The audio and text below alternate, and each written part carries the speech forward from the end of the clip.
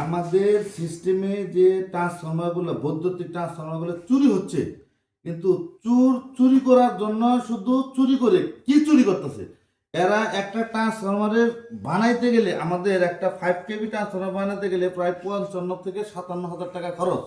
এই 57 হাজার টাকা খরচ ঘাপ পান্তে বিদ্যুৎ বিভ্রাট ঘটাইয়া জন দুর্ভোগ সৃষ্টি করে তারা শুধুমাত্র ট্রান্সফরমারের 5 কেজি 6 কেজি তামাতারের জন্য একটা ট্রান্সফরমারের ভ্যানিশ করে দিয়ে তারা চুরি করে নিতেছে। অথচ ট্রান্সফরমারের প্রত্যেকটা জিনিসই আমাদের খুব গুরুত্বপূর্ণ। একটা ইনসুলেটরের দাম প্রচুর টাকা। এটা আমাদের ইনসুলেটর, ওখানে হাই ভোল্টেজ ইনসুলেটর আছে, লো ভোল্টেজ ইনসুলেটর আছে। ওই ইনসুলেটরগুলোর অনেক মূল্য, কিন্তু ওরা তো ওই ইনসুলেটর ওই চুরি না শুনে ধর্মের কাহিনী কথা আছে না। আমি চুরি করতে গেছি সামান্য কিছু লোভের আশায় পুরো ট্রান্সফরমারটা ধ্বংস করে শুধুমাত্র নিয়ে যাচ্ছে, অথচ কোডটা অনেক দামি জিনিস।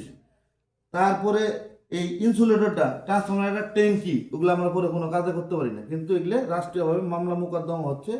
তারপরেও সচেতনার মাধ্যমে লোকজন যদি সচেতন করেই শুধুমাত্র এই চুরি রোধ করা যেতে পারে।